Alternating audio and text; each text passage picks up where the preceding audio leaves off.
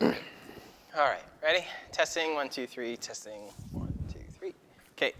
Um, so what is the purpose? Like, well, the math is the study of, or functions is the study of relationships between an independent variable x and a dependent variable y, right? So all of functions is like basically so that we can get word problems where we know we might relate height to time or cost to distance traveled, right? Or saying the number of bacteria compared to time, right?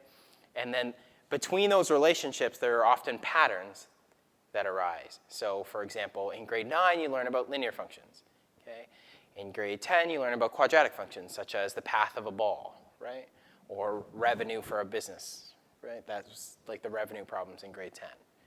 Grade 11, you learn about additional functions, like exponential functions. That's like the number of bacteria compared to time, right? You also learn about trigonometric functions, which is, for example, waves, the height of a wave over time, like in the time of the day. So there are all these patterns between those relations, and within functions, we express relations in usually two different ways. Either an equation, like f at x is equal to, and some 3 sine x minus 1, or 2 to the x plus some exponential equation, or some trigonometric equation, right? Or we express it in a graph. Those are the two best ways that we express functions, to show the relationship between the independent variable and the dependent variable, right? So then the purpose of advanced functions is to really study and investigate the properties of each function. Calculus is the study of rates of change. So a rate of change of a function is the change in the dependent variable, delta y, divided by the corresponding change in the independent variable. So for example, if you got paid $3, right? If you got paid $3 after 1 hour, right? Let's go to here. And then after, say, 2 hours, you got paid $7. If you work $2, or if you work for 2 hours, you made $7. If you worked for 1 hour, you got $3, right? If that was the case, right, then you might have a linear relationship here. The rate of change is the change in the y over the change in the x. The change in the y here is what? Yeah, good, $4, right? And the change in the x is 1 hour. So that rate of change is, so the delta y over delta x is $4 per 1 hour. Right? So that's an example of a rate of change. What did we call this for the longest time? Yeah, this is a slope. And that's, you first learn about slope in grade 9 for linear functions or linear relations. So when we talked about linear relations,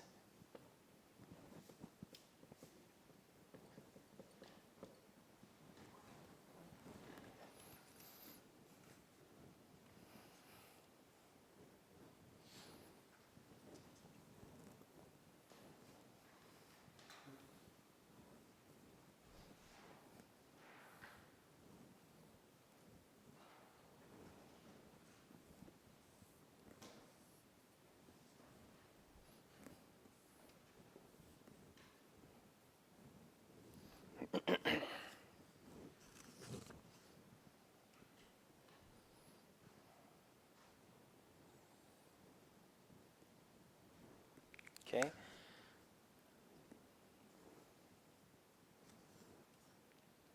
When we talked about linear relations, we could find the rates of change and using the slope. And sometimes those rates of change would be positive, negative, could be 0, or could be undefined, right? So they could be positive. That would be this case. This is a positive rate of change.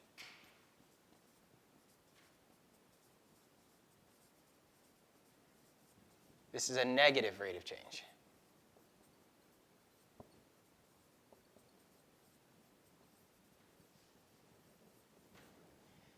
This is a 0 rate of change.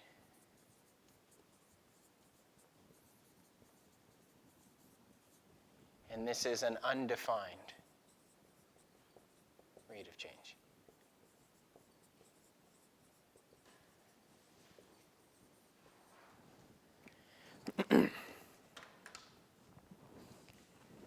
Can you give me an example of like a real life situation in which you have experienced a positive rate of change?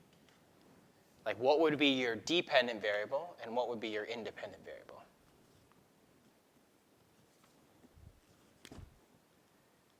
So come up with any situation in which that would happen. What? Okay. Amount of bacteria over time? Okay, yeah. You can have, so number of bacteria. It probably wouldn't be a linear, but it still works. Yeah, chances are, but we'll keep it like this. Maybe it's just, if you can come up with one better. No, I'm not trying to challenge you or pit you against each other. What? Okay, what?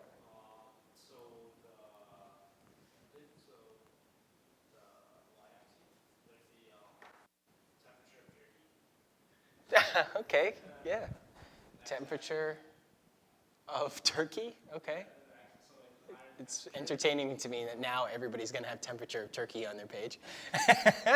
And what's this? And then time it takes to make the turkey. So like the higher the temperature, the quicker. Oh, you've got this wrong then. No, that's wrong. That's wrong.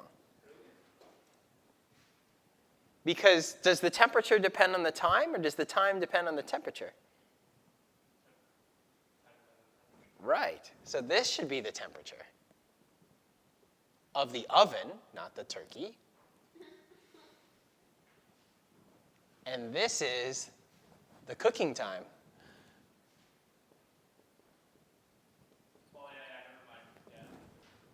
Yeah. So as the temperature increases, the amount of time that it takes to cook decreases. Right? Yes, that would be a negative. Yes? Yes. Go ahead. No, it's fine. Okay, yeah. Hurry. Just stay there. Hand it to me. Okay. So with this one, that would just be, since this is a linear system, like, Okay. so it would have exponential stuff that just negative 2, right? So then, but since x plus 2 squared, we have balance, so that would create a parabola. Okay. All right. Sure, but okay. Sure. Yeah. So that probably wouldn't be a linear function, but it does have a negative rate of change. Okay. So something with a 0 rate of change. Yeah. So basically 0 rate of change is half is straight, or do you have no correlation to it? No, no correlation's not. Yeah, that's not. Yeah. Yeah, we're not doing it's a little bit different. Yes? Ceiling height over time? Yeah, okay. Sure. Ceiling height and time. Good.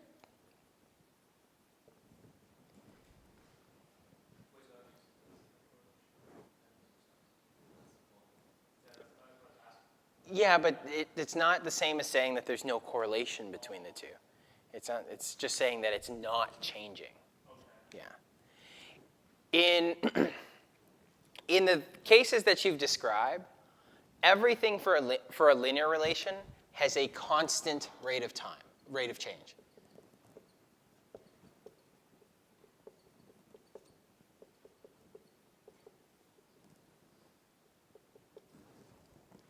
Each one has a constant rate of change.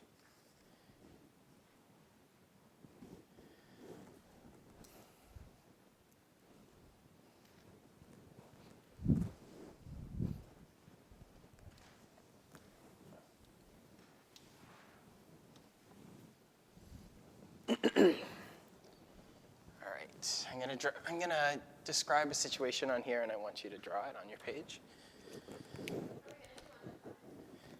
No.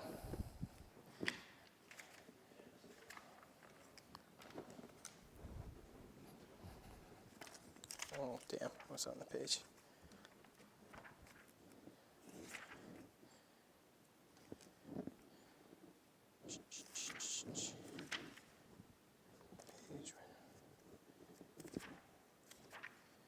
All right. A swimming pool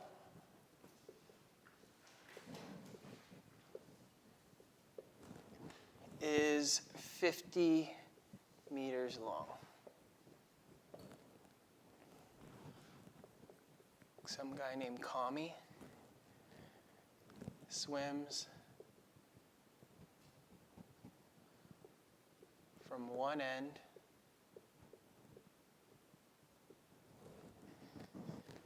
of the pool to the other end in 45 seconds.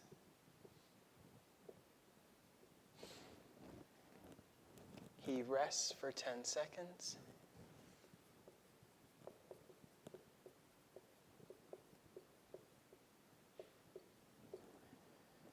And then takes 55 seconds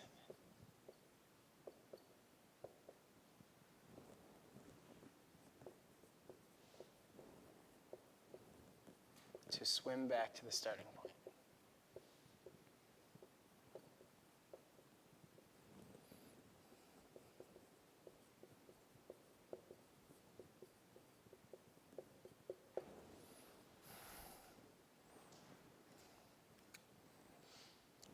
Let the independent variable, let the dependent variable be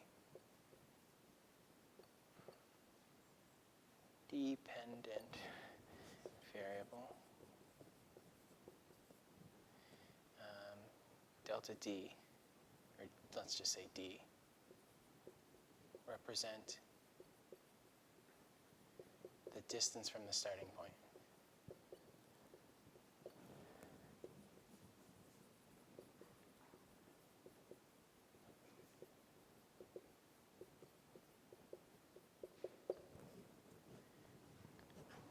Graph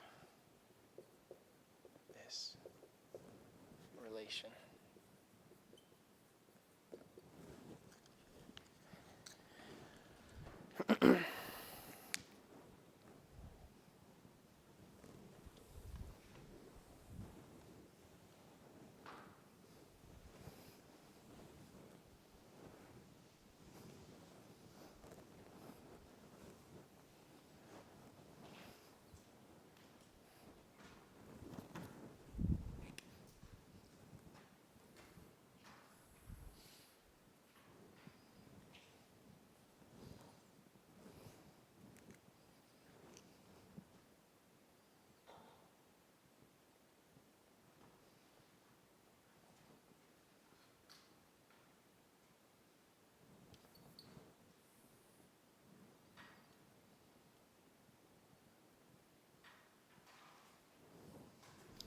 What's the dependent variable?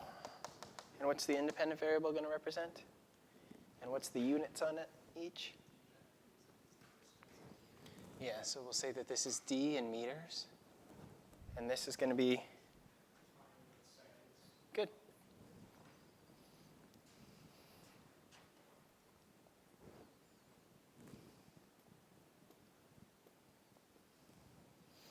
I'd probably count by 10.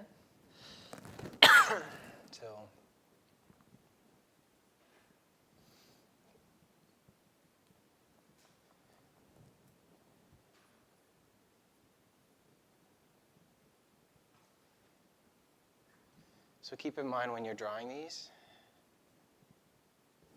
I don't need you to label everything, as long as it's counting properly, but I don't need a label on each one.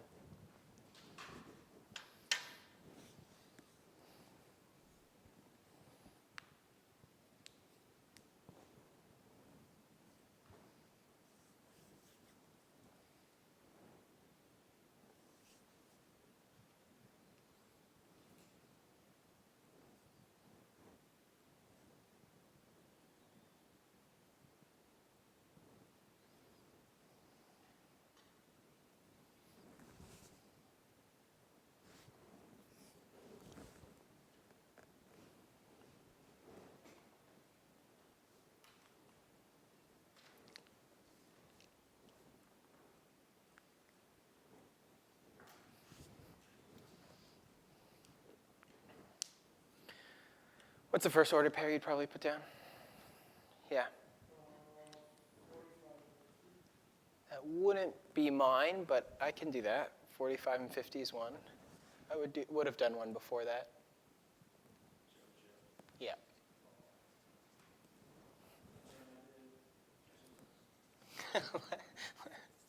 Eager beaver. We can give someone else a chance. What's your next order pair? 55 and Yep.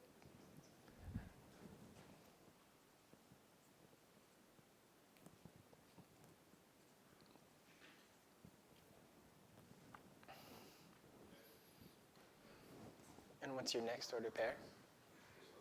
Okay. 1, 10, and 0. Yep. How'd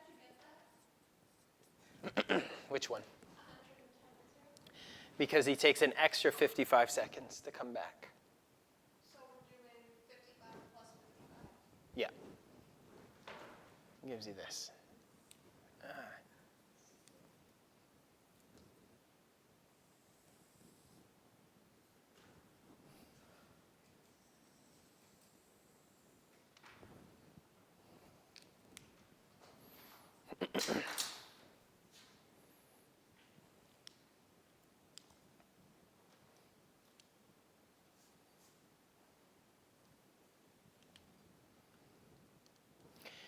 Calculate the rate of change in each section.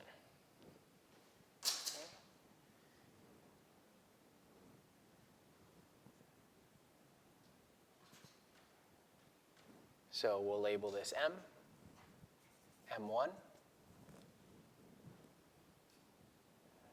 would be your change in Y over your change in X, which would be what? Sorry? What's your delta Y? Good. What's your delta X? Good. So you get 1.1 units on that? Yep. What would be your units? What's your units on your delta Y? Meters, second, so meters per second. Okay. Sorry? Yeah, it's very similar. Nope, that's a terrible decision. So for that section, M is equal to delta Y over delta X. What's your change in delta Y and what's your change in delta X? Yep. No. What's your delta Y, Bray?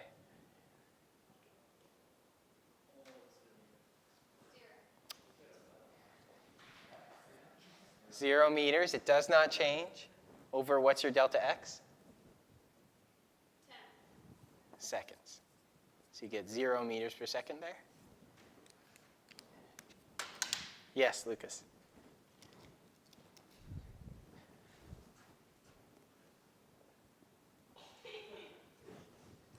Yeah, no, go there.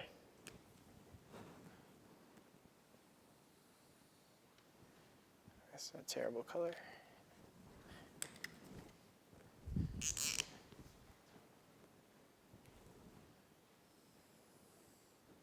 Shit. Delta y, Zach? What's your delta y here?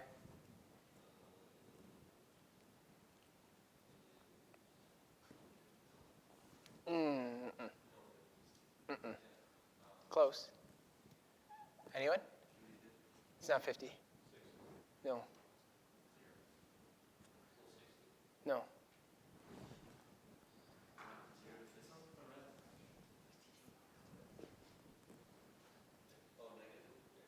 Negative 50.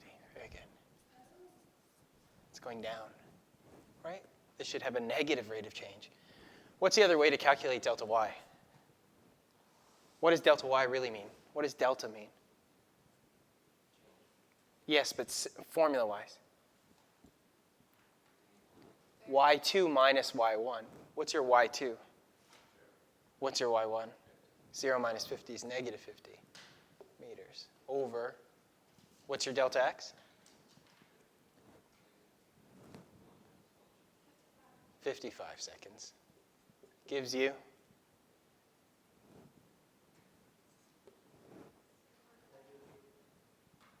$9.9? What? No. $9.09? Is it $9.09? 9.1? 9.09? Yeah. Isn't it negative 0.9? 0.9. Yeah.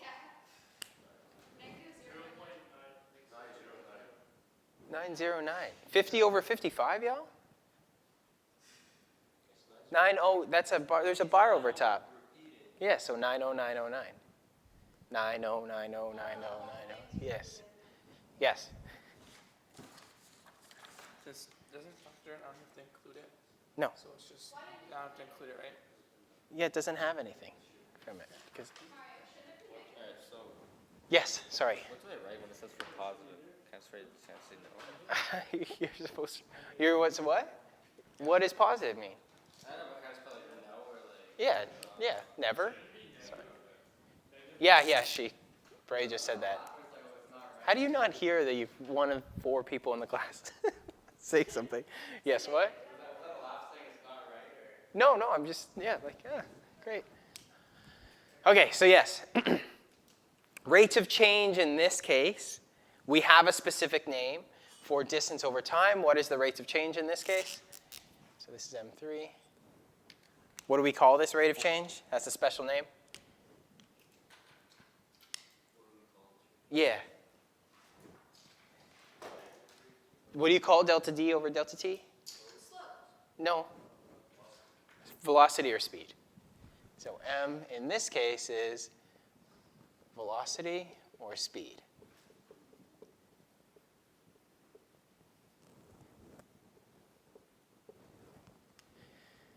Okay.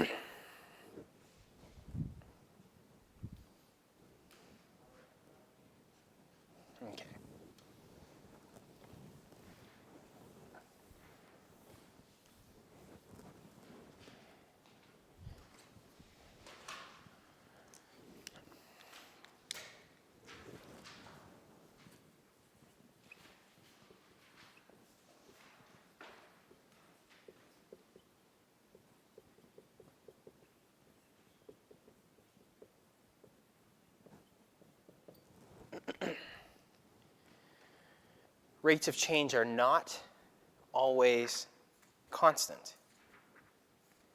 Rates of change can also be changing.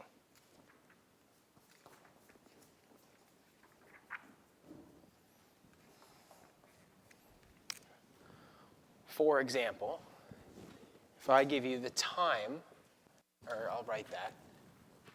You should write that for yourself. Rates of change are not necessarily always constant. Rates of change can also be changing.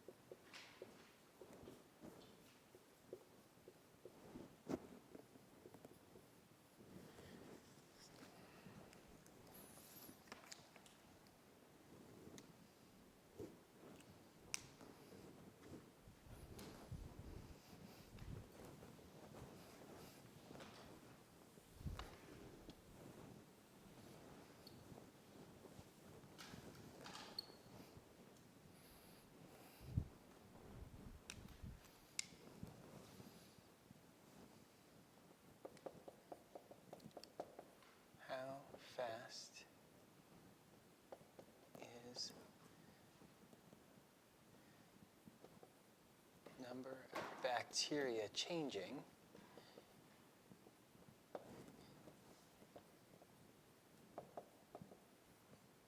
from A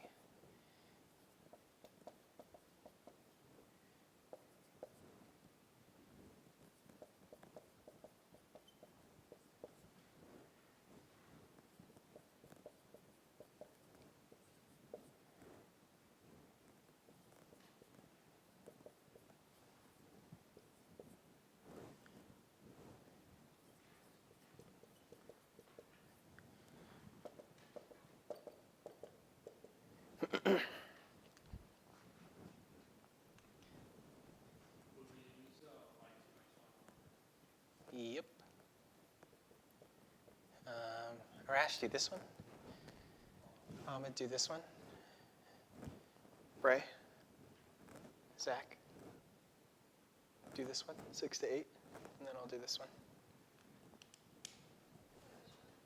You're here, 4 to 6.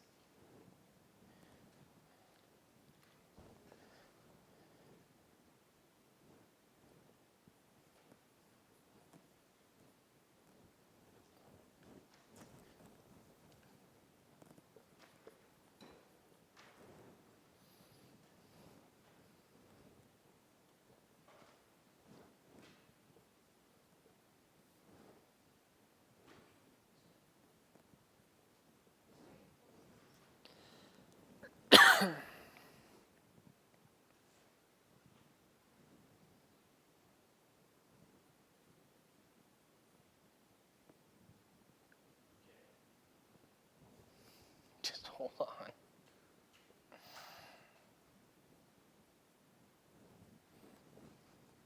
What'd you get for yours? 136 what? Bacteria per hour. Very good on the units. Good job. You have to have units in the case of word problems. Is it growing or is it lessening?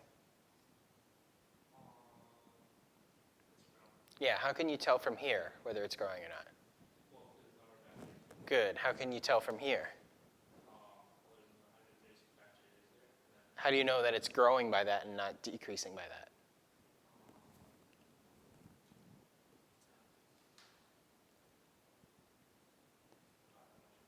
Anybody? Sorry? How do you know that it's more? No, I'm saying yes. You can tell it's growing by looking at the table of values. How can you tell by it's growing by the rate? It's positive. Okay? If it's growing, then the rate of change is positive. Yours? 179.5. Bray? 473 over 2, so 236.5. 2 what? 236.5. In word problems, you can always give Bacteria. decimals. Thank you. Yep. Good. Good, everyone, on units.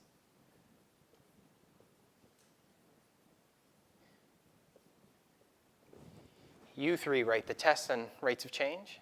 You'll be able to write it before. You'll be able to write the rate of change test for Unit 10 for advanced functions. You'll be able to write it after this. Oh, like you're saying before we get to it. Like, you don't have to wait till Unit 10, like, to unlock it. You'll be able to write it after today. Me too. Yes. Our rates of change, yes. Great. Because he's doing virtual high school. Okay. So yeah. So you can see that the rate of change is changing in this case. And that it is growing because the rate of change is positive. Okay. Yes. For the unit 10 on advanced functions, do we have to do the quizzes in order to write this now? No. Even for calculus, we don't have to do quizzes. I'm just going to give you a review. You change that or Yeah. I'm just going to give you a review for it. Okay. Okay. So for this is just like some side notes on this. Okay. When we calculate the rate of change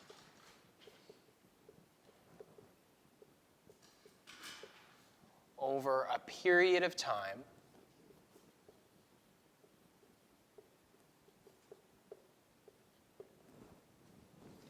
or between 2 points in time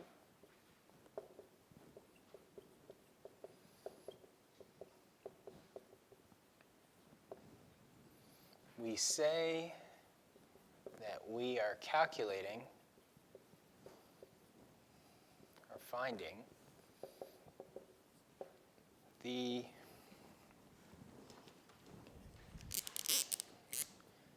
average rate of change.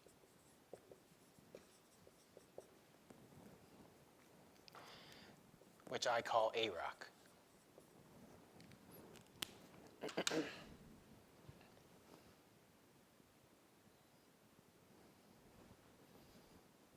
AROC is going to be equal to delta y over delta x. That's the format for it.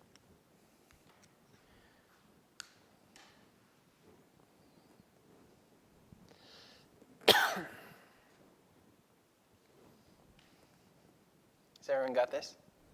Can I erase this?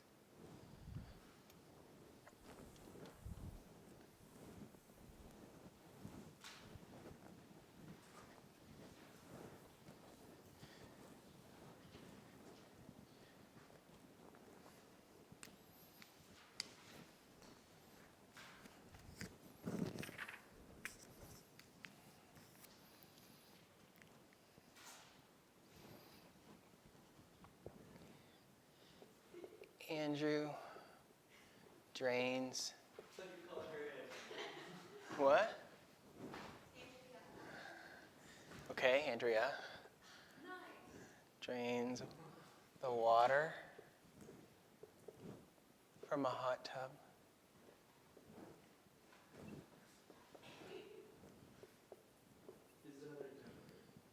That holds, yep. No, I'm just telling you facts about her weekend. 1,600 liters of water. It takes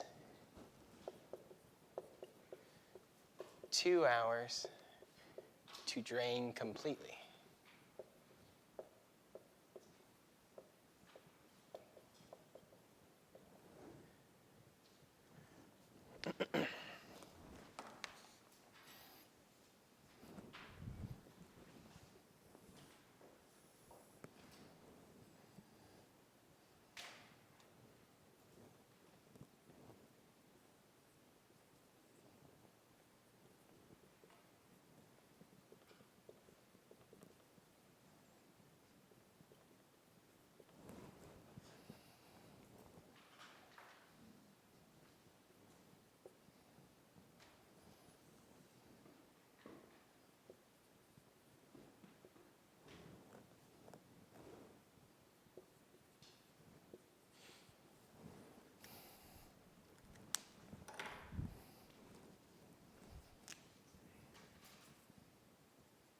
Gosh, terrible color. It's probably bad too. Just stick with the purple.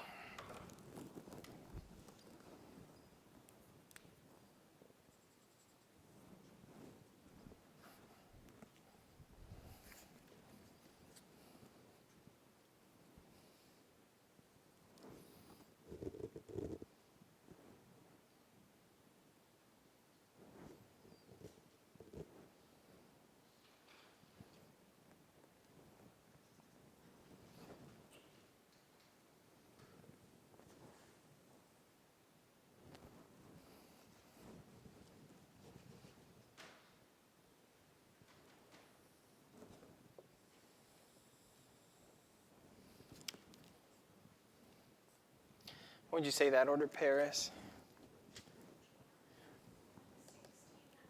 1600 or 0, or 0, 1600? Good.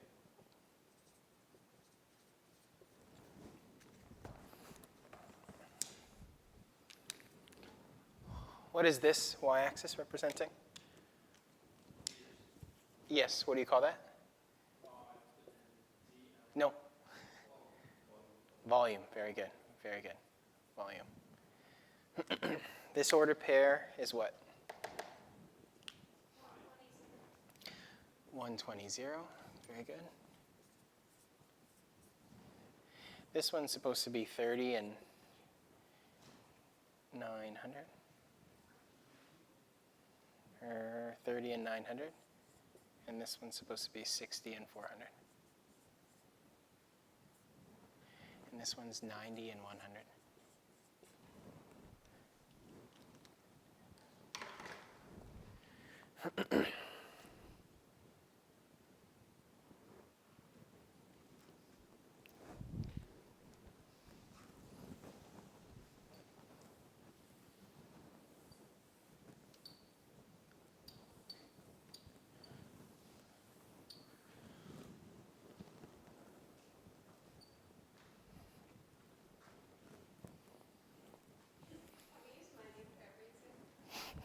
No. No, because then people are probably going to think I'm... Then when people who like watch this back, if someone ever watches it back, that Mario really likes that Andrea girl. All right, so first, I want you to find the rate of change, the AROC, to... Careful not to hit the camera. Find the AROC to drain the tub, or the hot tub. B is the rate, is the volume,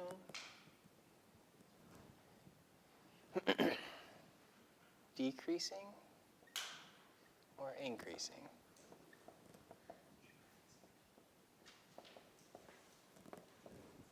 C is the rate of change, increasing or decreasing or increasing.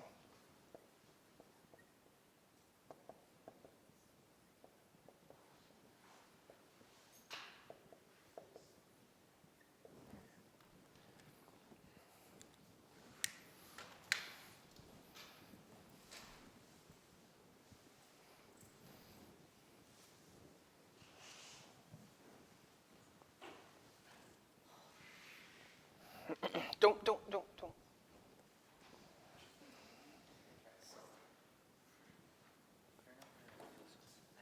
Holy hell, you guys are still on this damn one? I did everything else. Okay, so compactor, then graph. Take the negative. Okay. Guys, there's lots of ways to check whether your graph is right? Like table of values, I mean, I can't tell you whether you graphed it right or not. It's graphing a parabola, man. But like taking that negative out could change the whole all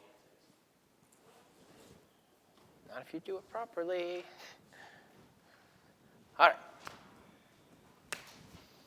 Find the AROC to drain the hot tub. Can we use any 2 points? Can we use any 2 points? No, because if I say to drain the hot tub, it's implied. Oh, so the top and the bottom. Yes, exactly.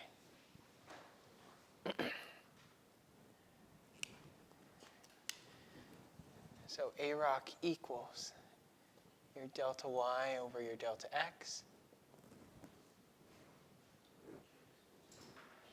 What would the first point be considered, or does it not matter? That would be the first one. Mm-hmm.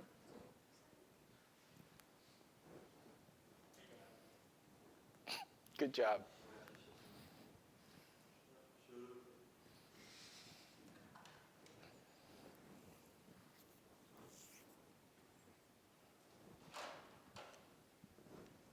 What's your delta y? Negative 1600. Good. Units on that, please? Good. Delta x? Good.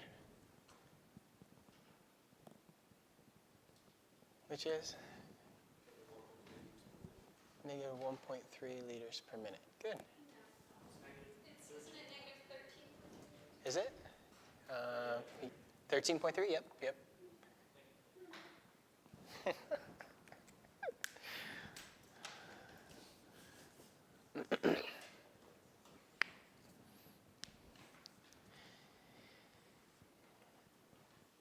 All right. So, is the volume increasing or decreasing? Yeah, the volume is decreasing, for sure. We have to explain how. I'm going to say Sure, there's two ways you can know how. Yes, good. Looking at the graph. By looking at the graph, you can see that it's decreasing. And then what's the other way? Yes, that's the better way. Since A rock is negative.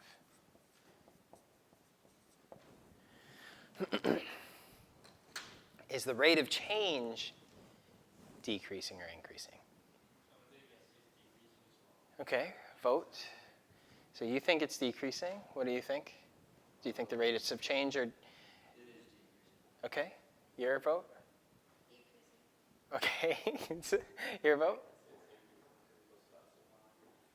Okay, so we have an increasing and 3 decreasing. Okay. The answer is, how did, yeah, you.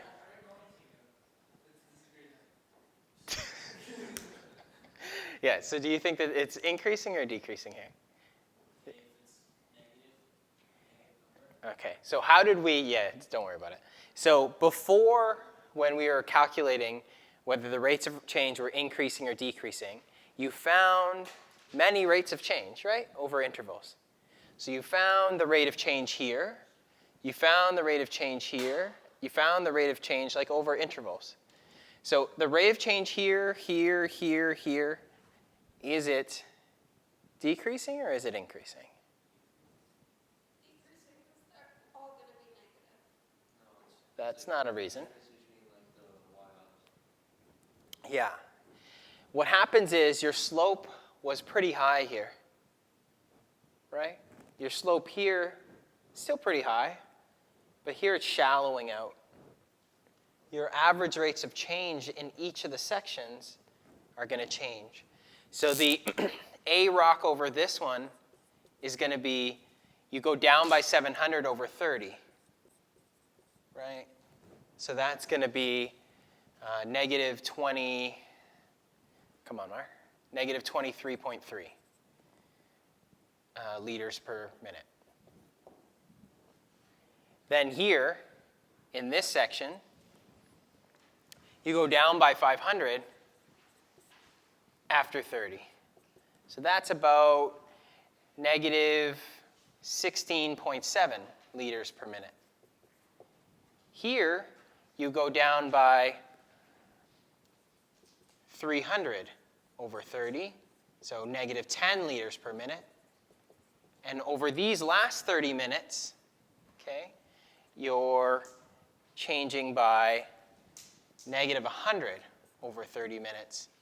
So approximately negative 3.3 liters per minute. So your average rates of change, the size of the slope is decreasing. Okay? So how do you explain that? So it's decreasing. There's two ways of looking at it. Since the A rocks, okay, the A rocks, the number is lessening, or the A rocks are becoming more shallow rather than steep. So you can say that the number portion of it, right, is shallowing out. Yes?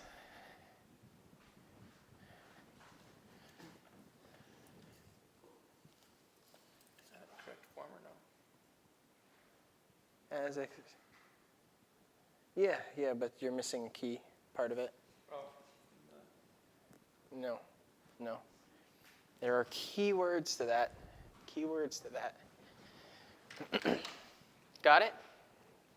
Okay. What you're doing here too is you're calculating, when we calculated a rate of change, we said that that's really like calculating the slope, right? So the slope from here to here, that slope, that line that connects the initial to the final point, that's called a secant line.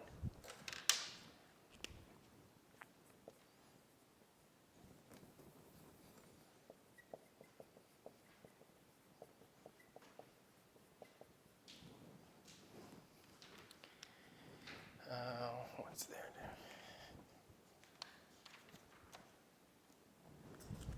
And a secant line is a line that passes through 2 points. And the slope of the secant line is your AROC. And you calculate it by taking f at x2 minus f at x1, or y2 minus y1, over x2 minus x1. Yeah. Just this is the more popular notation. F at x2 minus f at x1 over x2 minus x1. But yes, it is essentially exactly the same.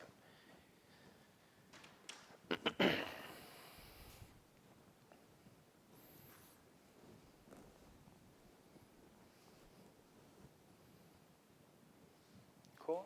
Everyone got it? Can I erase this? Okay.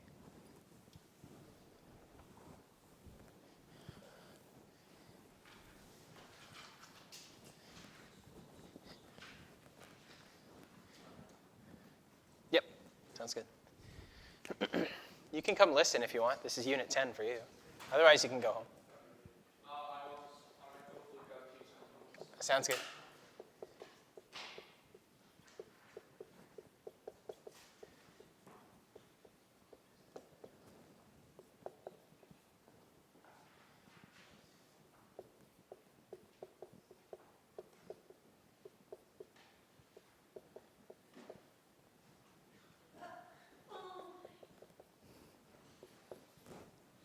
You didn't kick that, right?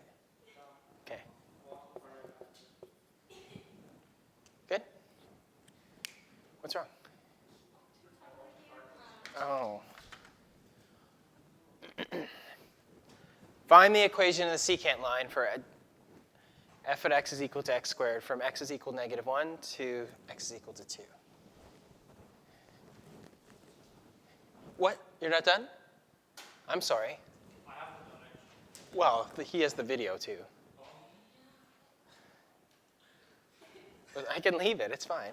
I just thought you were done. That's my bad.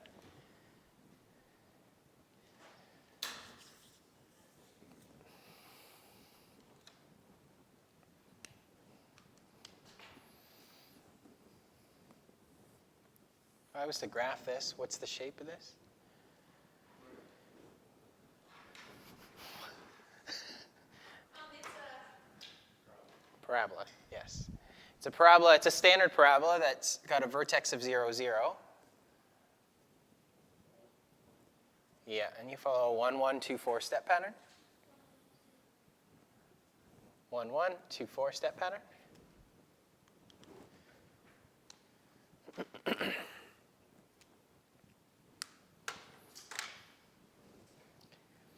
So the secant line that joins from x is equal to -1 to x is equal to 2 is going to be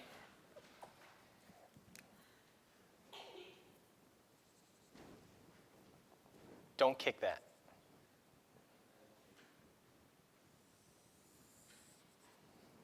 That's your secant line.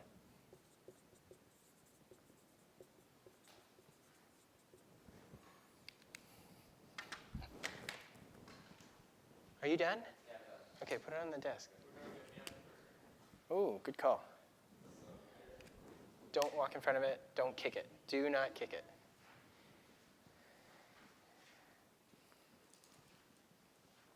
Okay. Done? No? Sorry. I can erase? Okay. I'm sorry? No, he can set it up.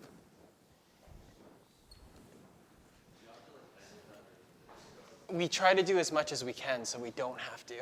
It's also not like going to be like, we're not going to send it out. It's just for you guys. It's just for the people in the class. No, you can say whatever you want. I'm just worried about somebody kicking the camera because then we have to reconfigure everything. It makes it hard to sit. Yeah, so. So, how do you find the equation of a line? What do you need in order to find the equation of a line? You need a point and? Yes, to find the equation of any line, you need a slope and a point. You sub them both into y is equal to mx plus b, and you solve for b. So for your secant line, we definitely can calculate our slope. The slope of the secant is equal to f at x2 minus f at x1 all over x2 minus x1. That's what we just discussed. What is our x2 and what is our x1? Our x2 is 2. Good. And our x1 is? Good. No. Negative. Yes. So you get this. The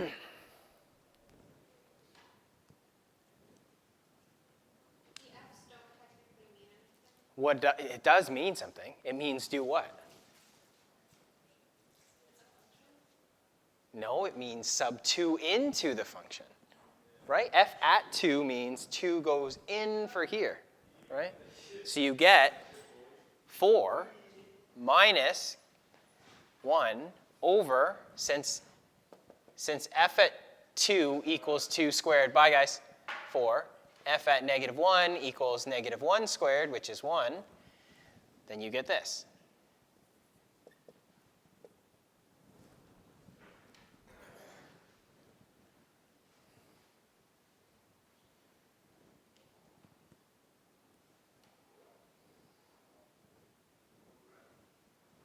Are you okay? So that's your slope of your secant. It's 1. Then you also have a point on that line, right? That's just the slope. Now let's find the point. Well, we have 2 points now. No, the point on the secant line. We have 2 points now. We actually have we have 2 ordered pairs that we know. What's the 2 ordered pairs that we know? Negative 1 and 1, and 2 and 4. Yeah, so we can use negative 1 and 1 or 2 and 4. Let's use negative 1 and 1. You sub that into y is equal to mx plus b. So you get, so we get 3, 1, negative 1 plus b. You know this point is negative 1, 1, because when we subbed in negative 1, we got the y value 1. When you subbed in 2, you got 4. Right? When you sub, whatever you plug in, that's your input, that's your x. Whatever you get out of it as your output, that's your y. Oh, yes, sorry, thank you. So you get 2 is equal to b, therefore the slope of the secant line is y is equal to x plus 2. Which makes sense. If this is 1, that's probably 2, this is 3, this is 4. So it does have a y-intercept of 2. It's like both. Remember I said that they're in both. Yeah.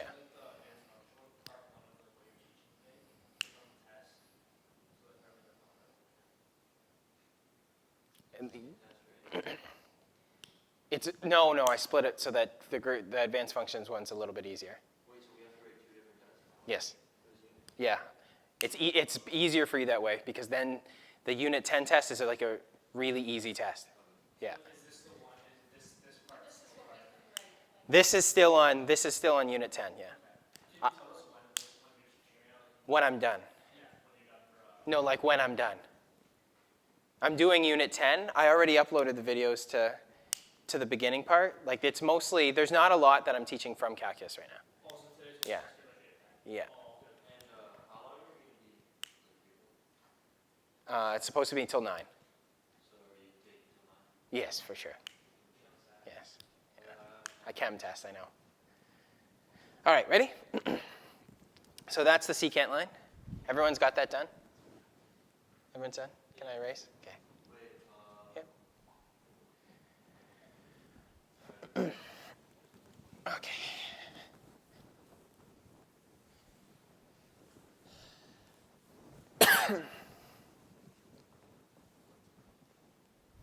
All right.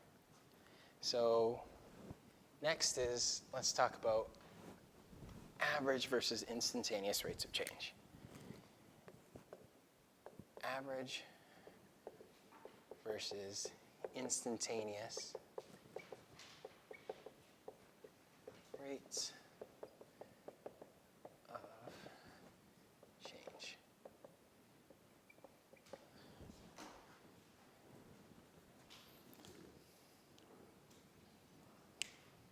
This all seems to Mm-hmm.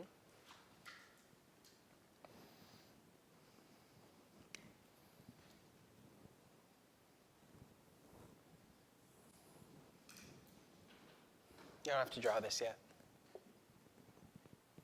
You don't have to draw this yet.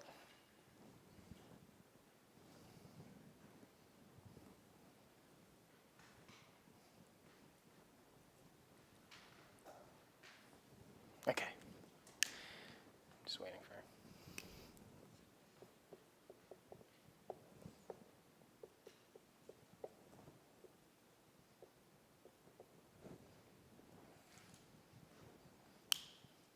Everyone? All right. So, so let's talk about the difference between an average rate of change and an instantaneous rate of change. So if I drive from here to Toronto, I can calculate an average rate of change by taking the change in my y over the change in my x. When I drive from here to Toronto, what's my dependent variable and what's my independent variable when I'm measuring my speed? Yeah.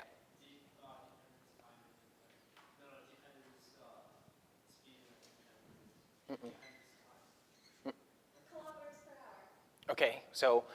Okay, so we talked about how a rate of change between, when we're talking about the two relationship between the independent and dependent, for rate of change, we call that the speed. But what was the independent and what's the dependent variable for those situations? No. What's on the, yes? Distance is the dependent and, yes, exactly. So when we talked about speed before, don't write this, I'm just showing this. It was really the change in d over the change in t, right? And that was velocity is equal to the change in d over the change of t, right? So from here to Toronto, it's 380 kilometers. And say that I took, I don't know, let's say that I took 4 hours to drive there, okay? Then I calculate an average rate of change for this. So when I divide this, I end up getting 95 kilometers an hour. So you have a perception of that's on average how far I traveled. But along the way, your speedometer is not set to 95 the whole time. Maybe I took 10 minutes and I stopped at a rest station, or 20 minutes and stopped at a rest station. In that case, what was my speed during that time? 0. Yeah. When I'm, there's going to be points in time that I'm definitely traveling more than 95. Who drives 95 kilometers an hour, right? Most of the time, I'm probably traveling around 120, right? But there's a constant change in what my speed is. So that's the difference between an average rate of change and an instantaneous rate of change. An average is overall what's the total distance over total time that I traveled at. But instantaneous, so there's a v average and there's a v instantaneous, which is at a specific point in time. Okay? We talked about the fact that an average rate of change was was the change in the y over the change in the x, or the change in the distance over the change in time, over between 2 points in time. But what if I want to know how fast something is traveling specifically at 1 point in time? So here's the path of a ball. So the path of a ball, that's not how you spell path. The path of a ball is shown above. Okay? The path of a ball is shown above. The equation for it is h at t is equal to negative 5t squared plus 10t plus 15. Okay? That's the equation of this line. Now you can draw this.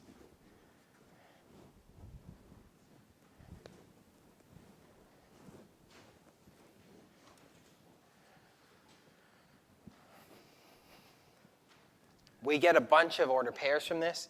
When I sub in 0 into this, obviously I get 15. When I sub in 1 into this, I get 20.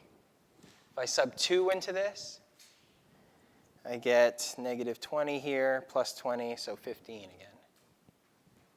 So 2 and 15. When I sub 3 into this, 3, 0.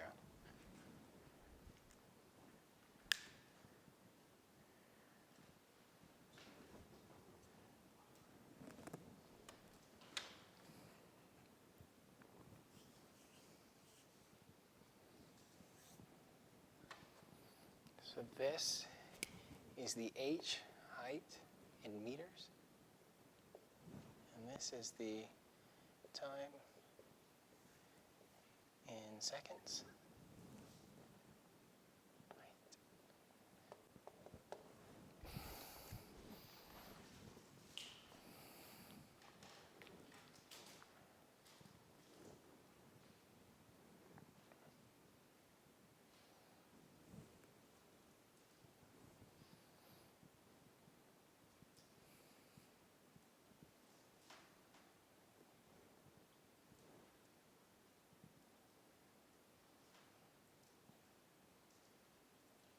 Okay. We calculate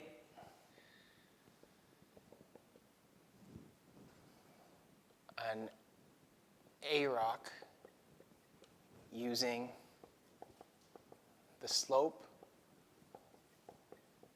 of a secant line.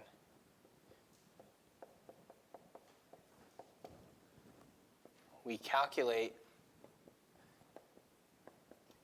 an I-rock, which is an instantaneous rate of change. God, I can't spell today. Instantaneous rate of change.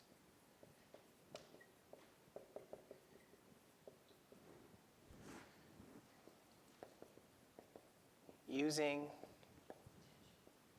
yes, a tangent line.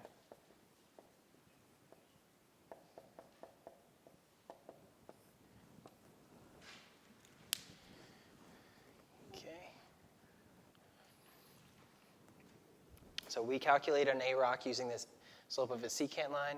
We calculate an I-rock using a tangent line. A tangent line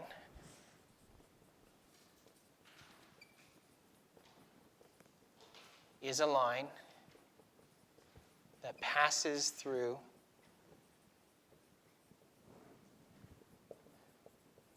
the curve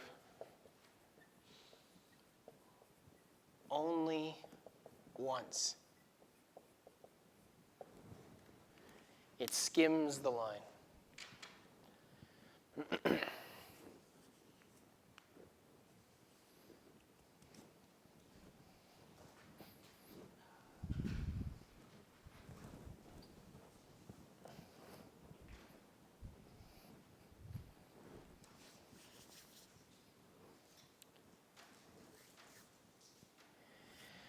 If I wanted to calculate what the average rate of change was for the flight of the ball, so the average speed for the flight, when the ball is in the air, I would take an average rate of change between what 2 points? Yeah. Yeah, this. So this would be the secant, which is also going to be the average speed from t equals 0 to t equals 3. What is that little symbol above the average? M secant? So to find, No, there's like a swoopy thing. It's a V, cursive V. Oh, awesome. Yeah. so to find the m secant, that one is that formula f at x squared minus f at x1 divided by x. F at x2? X2 minus x. Yeah, yeah. Or just look at the delta y over the delta x of this, right? So V average in this case is going to be equal to negative over 3 seconds. So negative 5 meters per second. So that's the average rate of change for this. But if I want to calculate the instantaneous rate of change, say at 2 seconds, okay?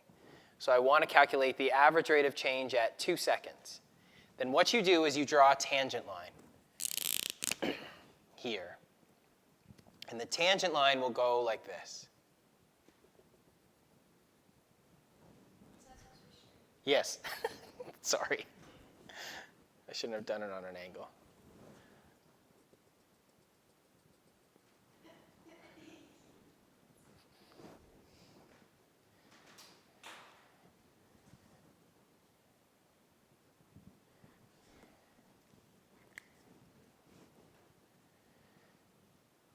So if this is 1, 2, that's 2 seconds. That's 1 second. This is probably just a little bit short of 4 seconds. I would say that's about 4 seconds.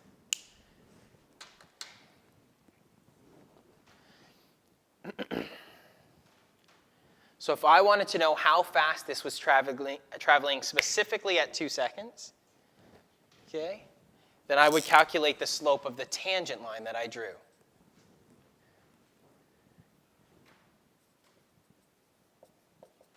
MT is fine and MS is fine.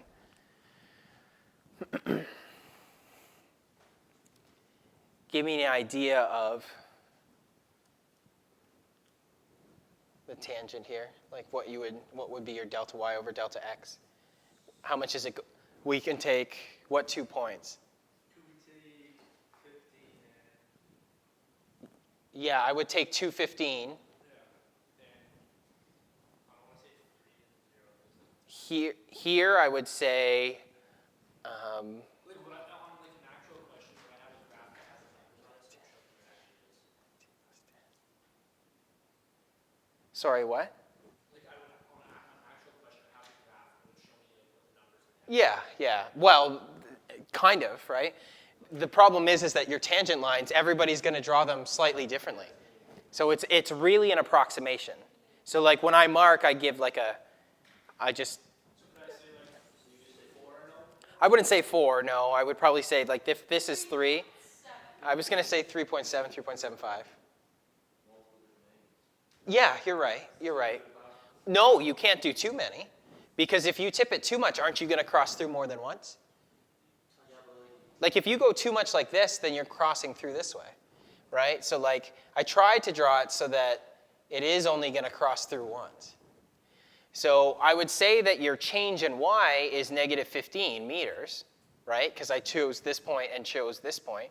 But let's say that this point down here, okay, let's say that that point is 3.750.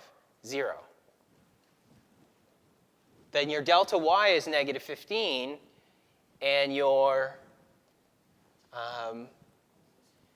1.75 seconds. What do you get for that?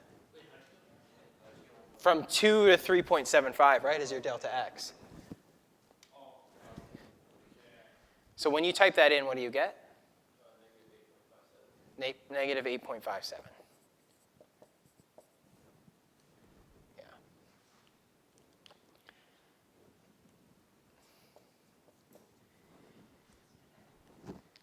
The actual answer is negative 10. The actual answer, like this is an approximation, so we're a little off. The actual answer, if we had drawn this more correctly, it's -10. So basically you see what the 3.75 is? Yeah. It would have been standing more to the No, it should have been steeper, right? If we need to bring this number higher, Oh, so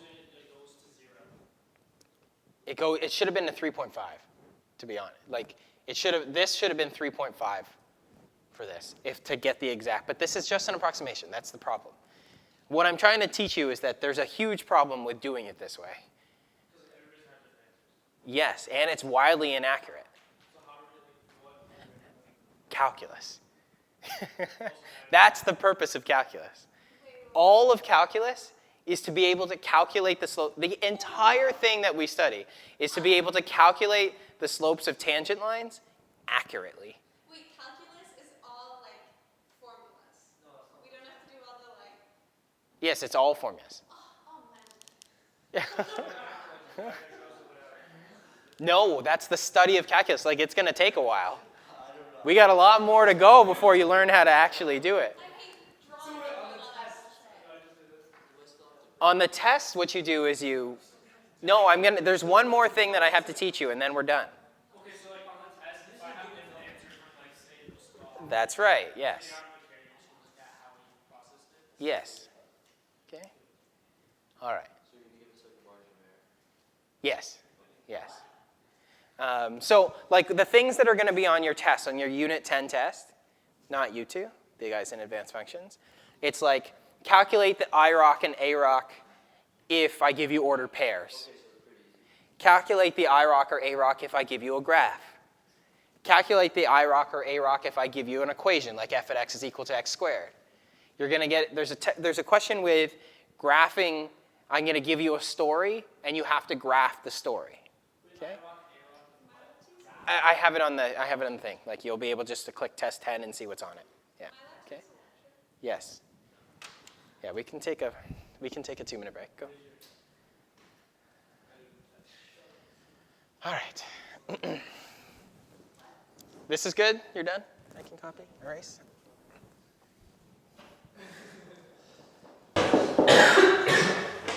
Who would have been in there? Like who? This cost me. This cost me. Yeah, it's like school now. You have principals, vice principals, cost for you. What? You have to go to Wayne to understand the story. Garage Custer Road. Good old. What are the consequences?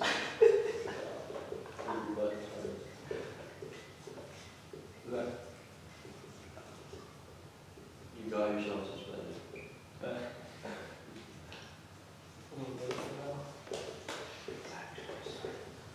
I already saw it.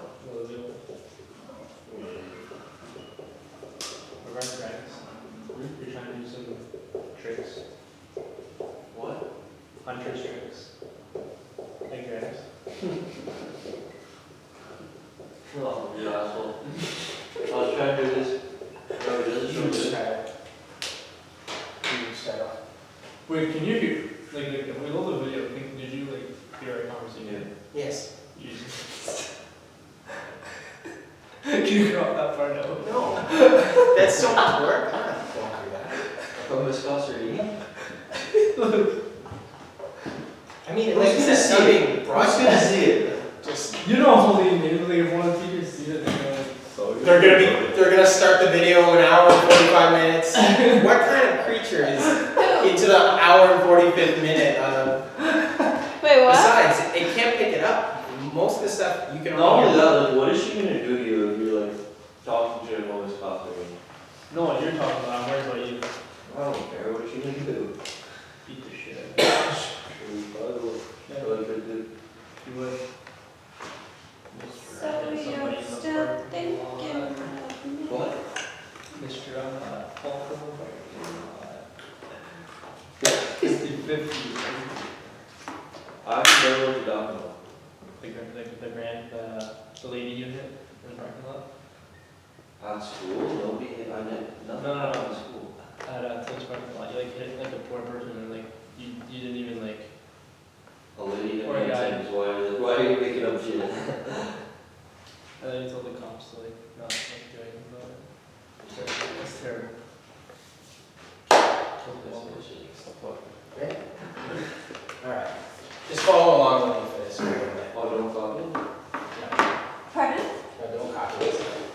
Why not? Just because I want you to listen because it's important. Are you gonna copy eventually? Yes. Okay, so copy. Why not? So if I was to draw a tangent line here, right? If I was to draw a tangent line, would it be going up and to the right or down and to the right? Down Oh. to the right. Gosh, you are quick, eh?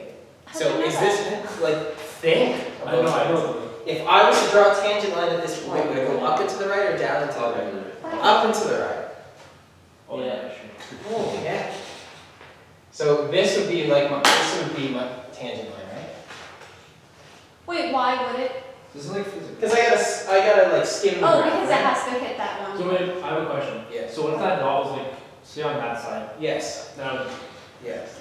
We're gonna invest it. We'll eventually talk about those kinds of relationships. But this is your tangent line, right?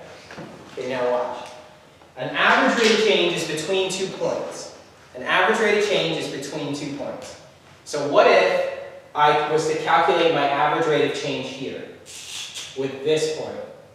If this was my x1, but this was my x2, It's okay? not instant. It would be, Okay. that would be my average rate of change, right? If I was to calculate the average rate of change between these 2 points, that would be my average rate of change. But what if I had chosen this instead? If I chose those 2 points instead? could take the pink one out, right? That's shit. I need to, I meant to choose 2 different colors. Right. Oh, that's the same color. Holy hell. What's wrong with me? Let's go blue. Oh wow. That's really good. Oh. There. Wait, so this is gonna be on YouTube for like anyone in the public or just for us? Mainly just for you guys. But like anyone can access it? Not really. So anyone can You have to know where it is, and you have to be looking for it. Yeah. You know, we're not exactly gonna be Using like average rate. pulling ad revenue on YouTube and it's not gonna pop up on the right side. What if we did? But You can I make mean, some it's a little that'd be a little. bang. Okay, so now that'd be if I calculated between these 2 points, then this would be my. If I calculated this would be my A rock, right? Okay, what if I had chosen these 2 points instead? Is it I the like same? that color. It's still the same thing. Could Okay. it's higher than the What if you had chosen these 2 points instead? Still average and It's an average rate of change, right? average 2 points. So between these 2 points, how close was it to the actual tangent line? Like really off. Yeah. The slope of this tangent line is positive. The slope of this, like the slope of this, our actual tangent line is positive. The slope of our tangent line that we drew here is negative. So it's way off, right? Mhm. But then for the blue one, as we got closer, it's closer. The pink one, it's closer. The green one, it's closer, right?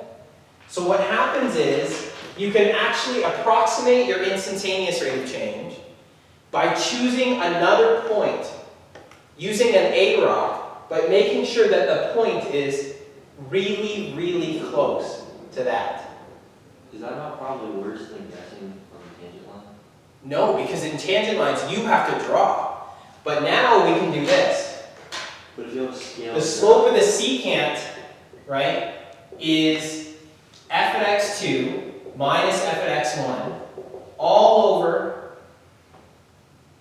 x2 minus x1, right? Well, what if your other point, so the slope of the tangent, okay?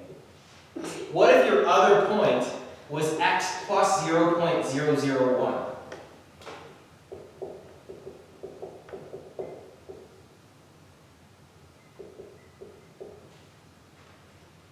So if you wanted to know what the slope of the tangent was at 2, right? What if you chose the point 2 and 2.001? That means the distance that you've now chosen is really small. Won't it make it really close to this? That's how you're calculating the instantaneous rate of change. I'm confused. Okay, on what part? I mean, ignore this for a second. Right? Ignore this for a second. I'm confused on what the question is actually asking. So average rate of change is in between points. An average rate of change is between 2 points. Like the two biggest points is an average rate of change. An average rate of change is between any 2 points that I want. Any 2 points. Rate of change is the full thing. Average rate of change is the No, average, there's no difference between rate of change and average rate of change. A rate of change is either an average, which is between 2 points, or it's an instantaneous, which is between at only one specific point. Okay? So an average rate of change is between 2 points. Yeah. An instantaneous rate of change Is 1 point. is at one specific point. So I can ask, how fast am I traveling from here to Toronto? Yeah. Or I can ask, how far am I traveling when I pass Woodstock?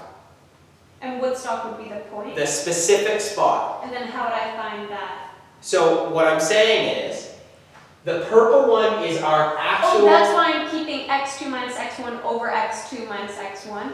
And I'm not including a y because there's only... Oh, wait, what?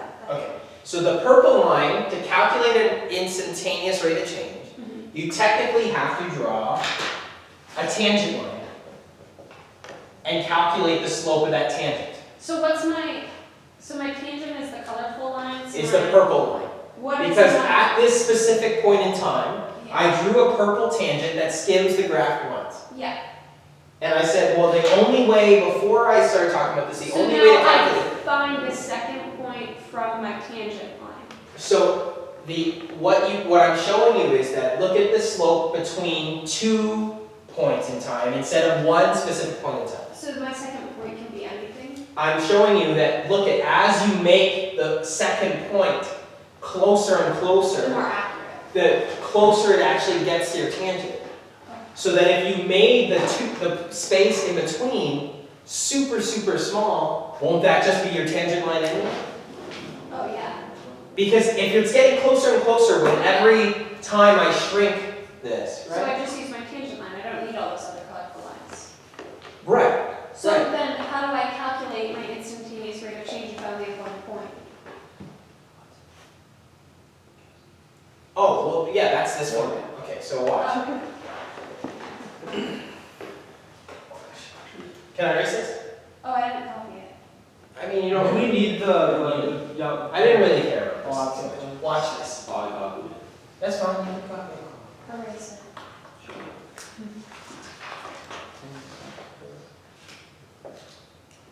This is the last thing today.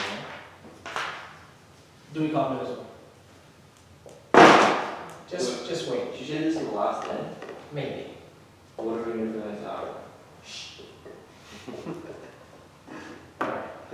So this function was h at t, right? Negative 5t squared plus 10t plus 15. Right? Okay. So I said earlier we calculated the rate of change at 2, right, Greg? Yes. We calculated the rate of change at 2, we drew a tangent line. Oh, so we're using the same graph? Yeah, I'm going to show you using this, okay? Okay, so I could write this underneath that. So what if I use the secant line between two, where's the button? What if I said I wanted to calculate the average rate of change between 2 and 3? If I wanted to find the AROC between 2 and 3, okay, you would calculate this using f at x2 minus f at x1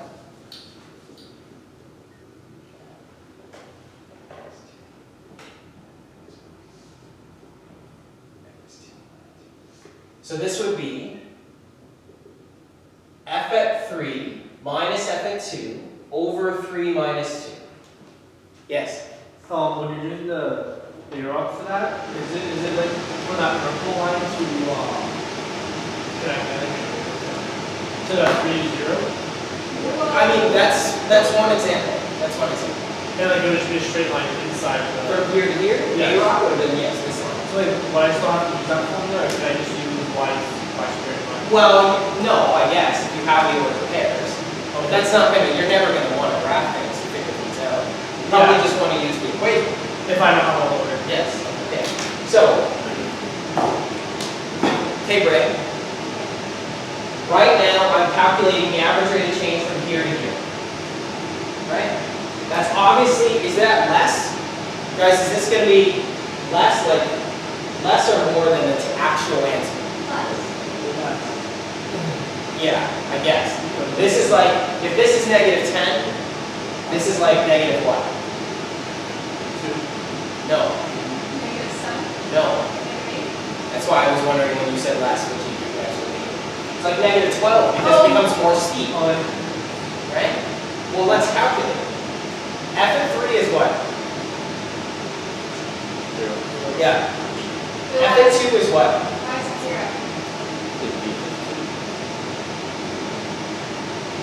Over. So you get. So right now the slope of the purple line is 15. Oh, F3 means y. Yes.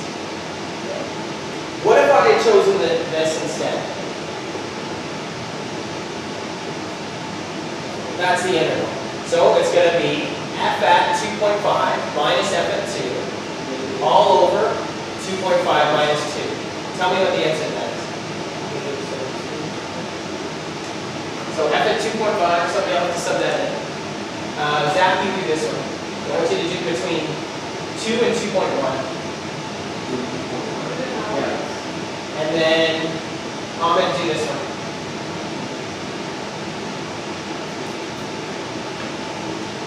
And let's let you do this one.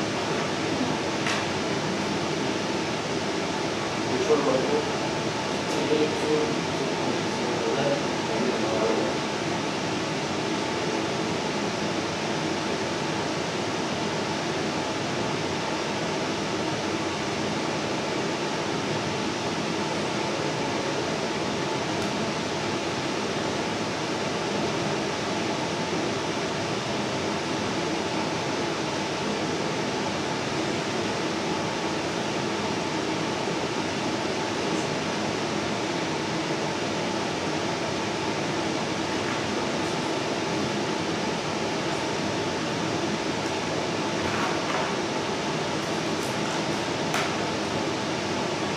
What'd you get for f at 2.5 minus f at 2? How close to that? I don't know who is supposed to do this one. Oh, sorry. F at 2.5?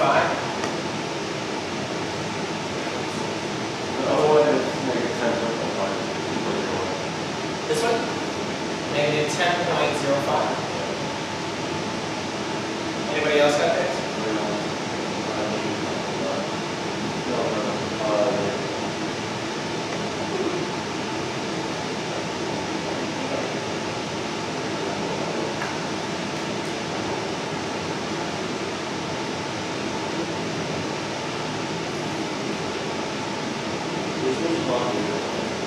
Okay.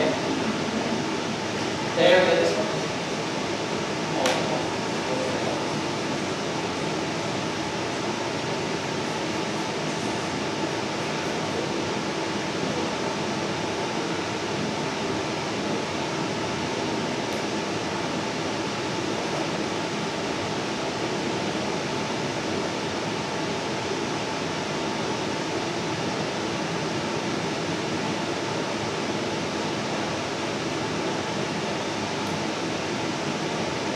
Yeah.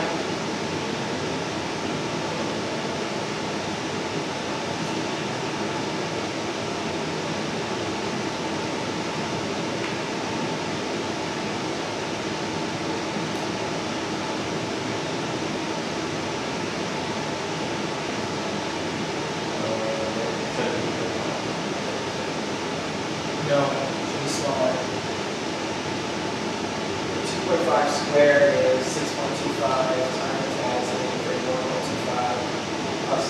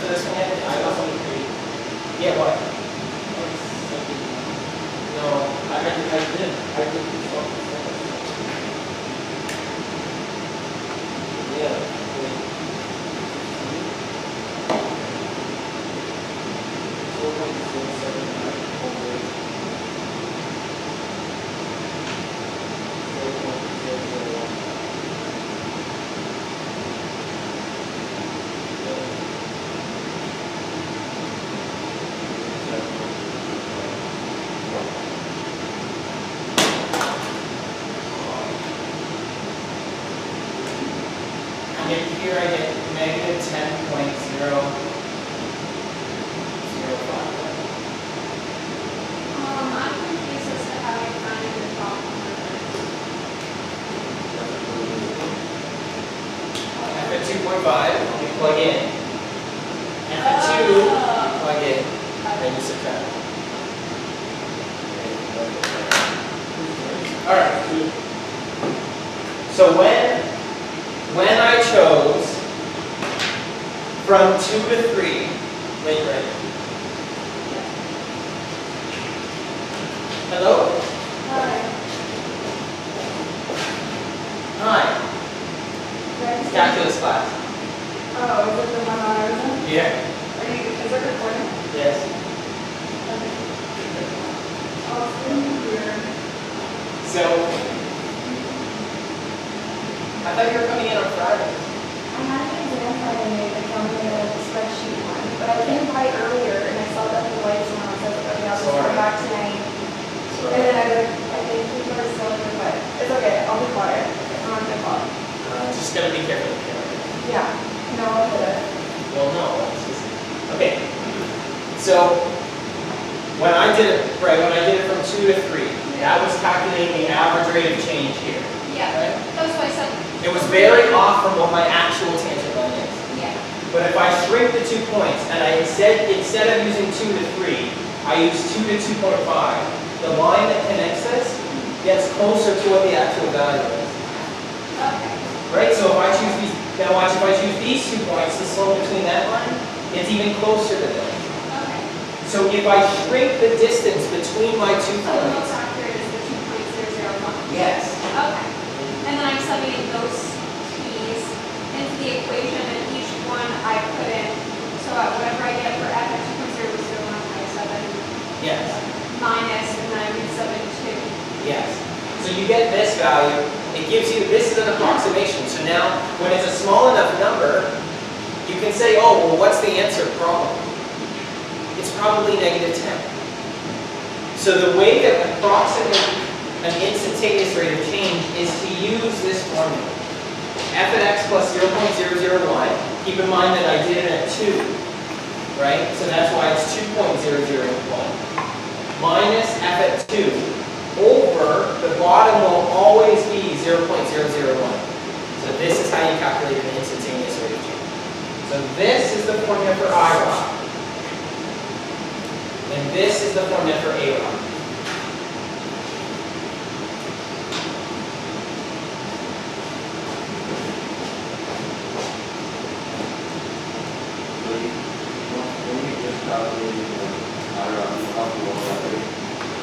No, I just need this one. Yeah, I just need this one. The one that says, You don't have to do all of this yeah. to calculate the instantaneous rate of change. I just want this one. Oh, okay, so this. I don't need you to approximate and get closer and closer to it. Okay.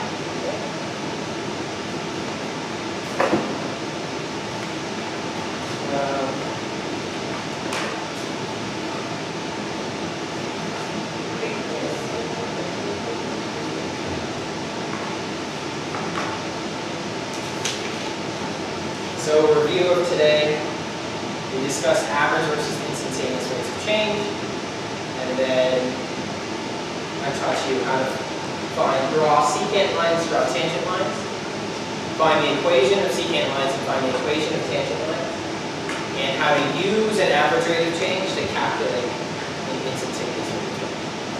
So this is our test. This is the test for the next one. Of functions. Yes. Calculating average instantaneous rates of change. So we would write the test tomorrow, let's say, and we would be. Yeah, I would give you some review questions to do. I have some review questions for you. Okay, it's on paper or on the. It's on, no, it's on paper. What? I don't know until next week. I don't have it necessary. What? We could stop.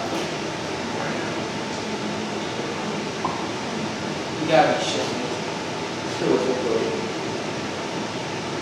No, battery back. Or how? Did you put it in? I did put in the battery. So this thing. But how would it rise so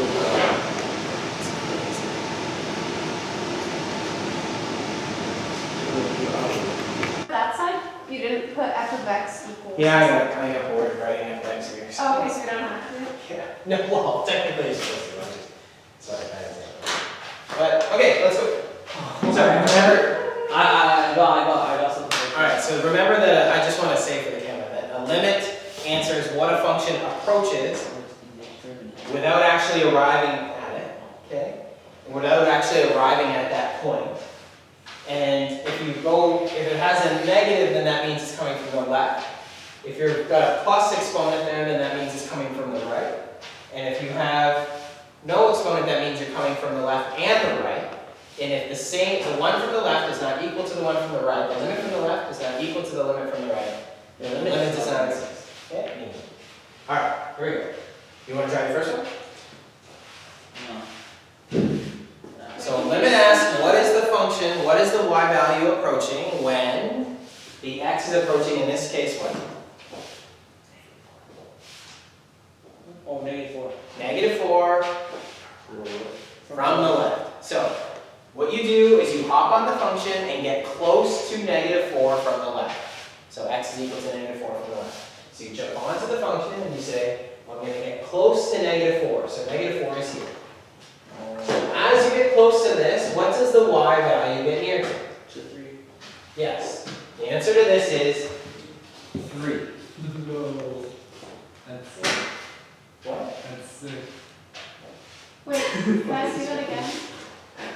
Okay, so as you approach -4, from the left, you jump on the function and you get close to -4 from the left. What is the y value approach? 3. 3. As you come in from the left, it seems that the value gets close to 3. How about when you come in from the right? Mario, I have a question. Yes. Why did you not put f at x equals to 3? No, this is the limit of f of x, of this function. Oh, so like the limit. Because if I had written g of x, then you go look at the g of x. Right? No, I'm saying the limit is 3 or. This whole thing, the limit is 3.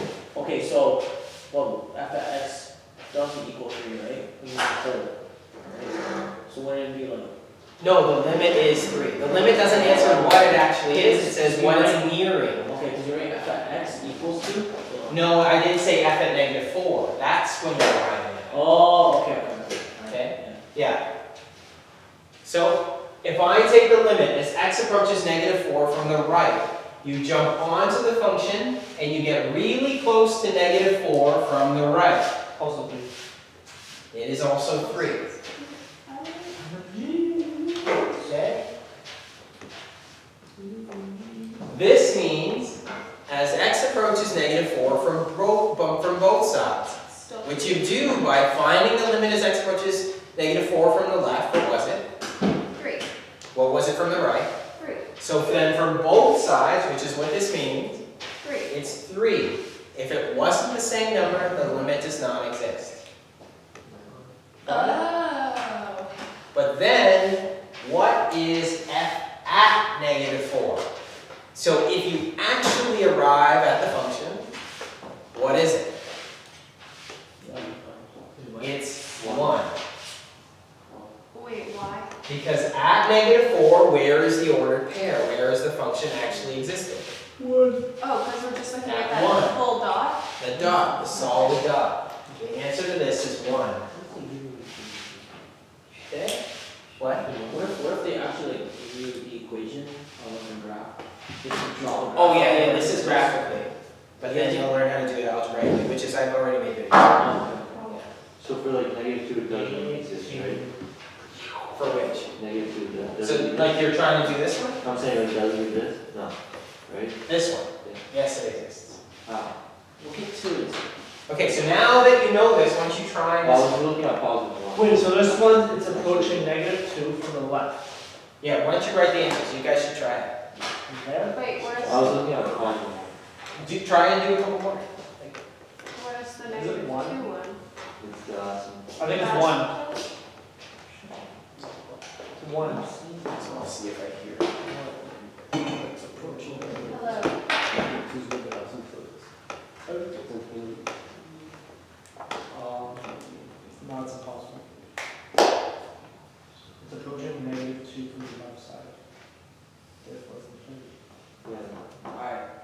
answer for this? Alright, so we got 3 there. What? What? -2, right? Okay. Which one are you looking at? What did you look at it? You look at +1. Yeah, I'm looking at +1. Yeah, I was doing that shit. So where's, oh, that's -2. Alright, yeah, we got infinity, right? The answer to this is infinity. Because Positive. as you approach -2, you jump on the function and you approach it from the left. From the left side, what is the y value going to? To infinity. Exactly. 2000. What's this one? -2. Sorry? Infinity. This is infinity. Wait, what are we looking at there? Well, you tell me, what does this mean? Oh, we're approaching it from the right, so From the that's. right, you get close to -2 from the right, and it goes to infinity. Well, this one. Infinity. Right, because these two are the same. Then we have to say what it actually is, but it's nothing because it's an asymptote. Exactly, so the answer is Undefined. undefined. The function is not defined there, it has no answer there. That's what undefined means. Okay? This is the one we're on the most top. Okay. So the limit as x approaches 1 from the left is 3. This does not exist. What is the limit as x approaches 1 from the right on this? One. It is 1. Very good. What is the limit as x approaches 1? Limit does not exist. Yes. You can write dne. In the quiz, that's what you write. You write dne. What does that mean? Does not exist. Oh. It's a stumper, huh? What is that? Okay. What about this one? What is f at 1? What is f at 1? 3. It is 3 because that's where the solid dot is. You just said it doesn't exist. You can write D.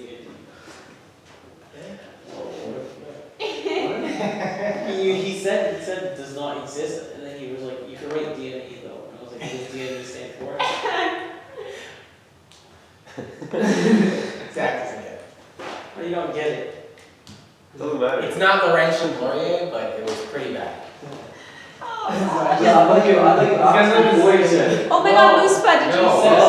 Moosebud, did you hear what I did? I applied to some school thinking it was Laurier, and it's not even Laurier. So actually has to be like She great. went to go apply to Laurier, and she accidentally applied to Laurentian, and then she got accepted to Laurentian in Sudbury, and she's like, wow, it's in Sudbury. I didn't think it was in Sudbury. And it's because she thought Laurier was short for Laurentian. So I applied to some school thinking it was Laurier this whole time.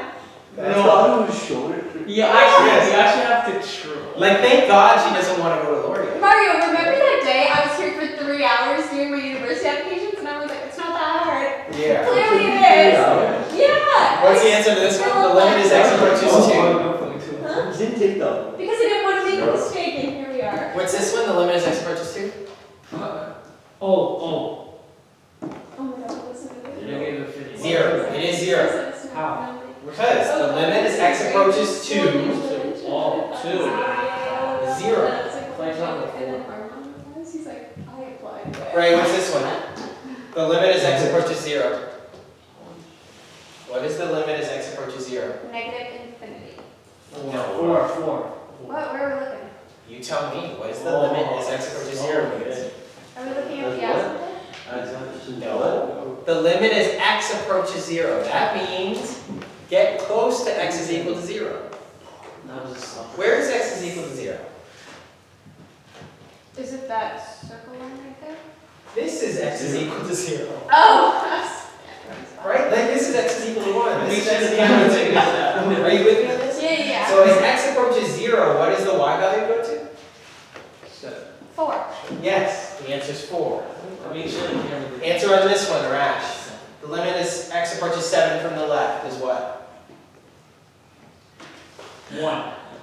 No. That's, no, because look, 7. Do you take any time to think? Yeah, because look at the dot. 3. The limit as x approaches 7 from the left is? 3. 1. 1.